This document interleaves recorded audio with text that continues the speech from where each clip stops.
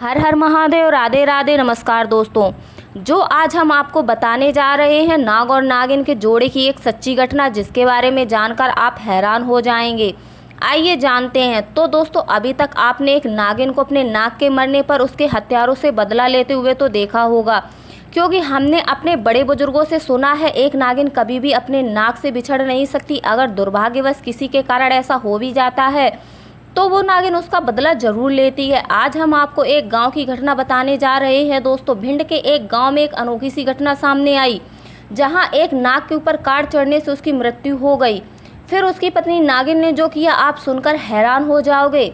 आप ऐसा कभी सोच भी नहीं सकते। वीडियो शुरू करने से पहले दोस्तों सच्ची श्रद्धा प्रेम भाव से दोस्तों कमेंट बॉक्स में हर हर महादेव जरूर लिख दीजिए। दोस्तों, अपने भोलेनाथ देवों के देव महादेव के लिए एक लाइक तो जरूर बनता है। दोस्तों, ये घटना भिंड के रहने वाले एक परिवार की, राकेश और विपुल, दो भाई थे जो अपने परिवार के साथ गर्मियों की छुट्टियों में केदारनाथ घूमने जा रहे थे।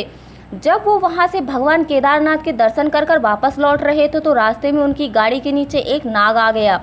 क्योंकि वो दोनों इतने थके थे कि उन्हें समझ में ही नहीं आया। उस टाइम रात का समय था तो उन्हें कुछ पता भी नहीं चला कि कोई नाग उनकी गाड़ी के नीचे आ गया है और उसकी मौत हो गई है। कुछ समय बाद जब लोगों का आना जाना कम हो गया तो नागिन अपने पति नाग के पास, उसके मृत शरीर के पास पहुंची और कुछ देर उसको देखती रही। फिर उसने नाग के मृत शरीर के चक्कर लगाए। दोनों भाई और उसके परिवार के सदस्य, किसी को भी ये पता नहीं चला कि उनकी गाड़ी के नीचे एक नाग आ गया है और उसकी मृत्यु हो गई है। वो दोनों भाई और साथ में सभी सदस्य लंबी यात्रा से आए थे। उन्होंने थोड़ा बहुत खाना खाकर सब लोग अपने कमरे में सोने चले गए। फिर उसके बाद क्या हुआ दोस्तों, वही नागिन खिड़की के रास्ते उस घर में प्रवेश कर गई। और थोड़ी देर में क्या हुआ, दोनों भाइयों में से जो गाड़ी चला रहा था उसका नाम विपुल था। उसने विपुल के कमरे में जाकर विपुल को डस लिया। विपुल जब तेजी से चिल्लाकर बैठा तो क्या देखता है, एक नागिन उसको डसकर खिड़की के रास्ते से बाहर जा रही है। विपुल के माता पिता, उसके भाई बहन, राकेश और परिवार के सभी सदस्यों ने देखा तो वो सब डर गए और रोने लगे। विपुल का पूरा शरीर नीला पड़ गया था, उसके मुंह से झाग निकल रहा था। राकेश ने जब यह देखा तो वो आश्चर्य हुआ और उसने तुरंत अपनी गाड़ी निकाली और पास के ही प्रसिद्ध सपेरे को बुला लाया। वो सपेरा जानकार था। उसने तुरंत विपुल के शरीर को देखकर बता दिया कि इसे एक नागिन ने डसा है। जब सपेरे ने अपनी सिद्धि से ये जान लिया कि उस नागिन ने विपुल को क्यों डसा है, तब उस नागिन के बदले की आग में ये सब किया है। वो सपेरा उसके भाई राकेश और उसके माता पिता से बोलता है कि आपका लड़का तो कब का ये शरीर त्याग चुका, अब किसी भी हालत में मैं इसे जिंदा नहीं कर सकता, लेकिन आपको बता दे कि आपके छोटे बेटे राकेश की जान को खतरा है।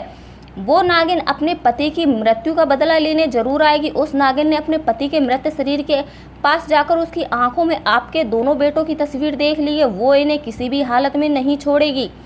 वो अपने नाग की हत्या का बदला जरूर लेकर रहेगी। अनजाने में ही सही, इन दोनों ने उस नाग की हत्या की है। उसने एक को मारकर अपना आधा बदला तो पूरा कर लिया है, अब वो राकेश को मारने जरूर आएगी। आपने कुछ उपाय नहीं किया तो इसके भी प्राण चले जाएंगे। आप अपने दूसरे बेटे के प्राण बचाना चाहते हो तो मेरे साथ शिव मंदिर चलो, क्योंकि वो नागिन यहीं आसपास ही कहीं छिपी होगी और एक मौके की तलाश में है। लेकिन अब आपके बेटे को महादेव ही बचा सकते हैं। ये सब सुनकर राकेश के माता पिता के तो होश ही उड़ गए। अभी तो उन्होंने अपना एक बेटा खोया, उसकी चिता की आग भी अभी ठंडी नहीं हुई और दूसरे बेटे के प्राणों पर खतरा। उन्होंने वैसा ही किया जैसा कि उस सपेरे ने बताया। वो शिव मंदिर पहुंचे। सपेरे ने राकेश से कहा कि आप यहाँ बैठकर महामृत्युंजय मंत्र का जाप 108 बार जोर जोर से करें। और वो सपेरा उसके माता पिता के साथ शिव मंदिर में छिप गए। राकेश भोलेनाथ की प्रतिमा के सामने जोर जोर से महामृत्युंजय मंत्र का जाप करने लगा। तभी वहीं से नागिन वहां आकर राकेश के पास आ गई।